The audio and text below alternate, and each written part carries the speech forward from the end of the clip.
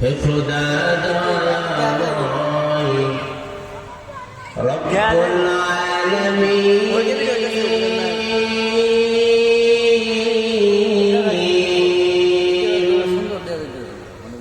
জীবনে মরণে ভয়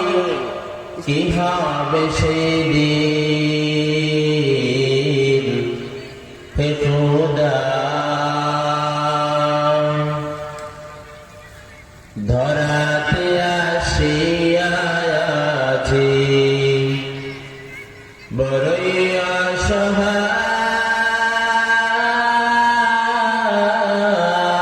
অসহায় ইহকালের মায়া জানে বন্দি যে সবাই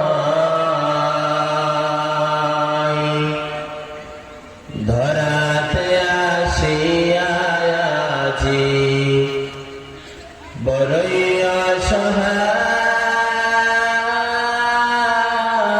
অসহায় ইহকালের মায়া জানে বন্দি যে সবাই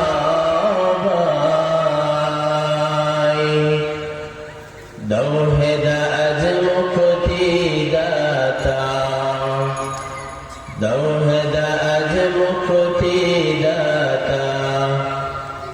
রহমানুর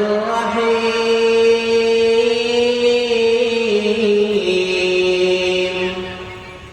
জীবনে মরণে ভয় কি হবে সেদিন হে খোদা দয়াময় রব্বুল আলামিন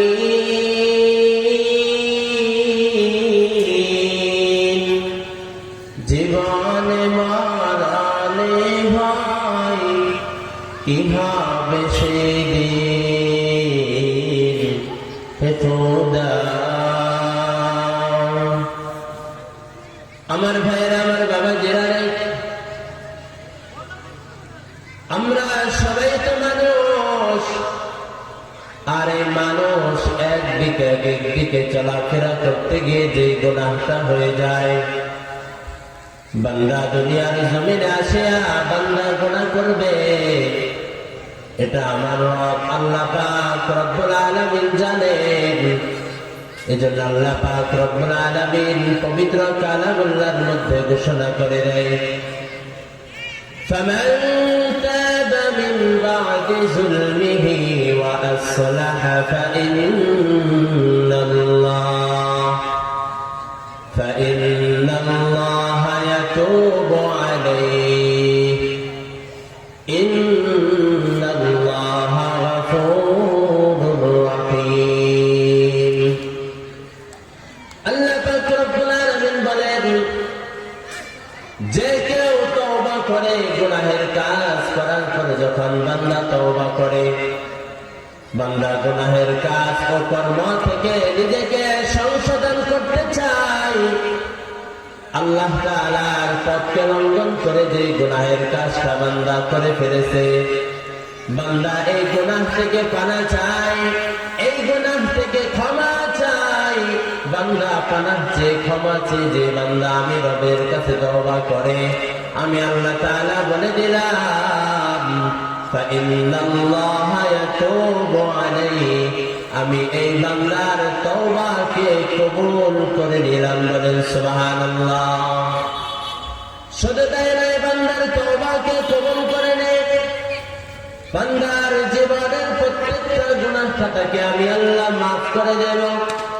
আমি আল্লাহ তাআলা রব্বুল আলামিন যখন বান্দার গুনাহকে মাফ করে দিলাম বান্দার আমলের জায়গাটা ফাঁকা রাখবো না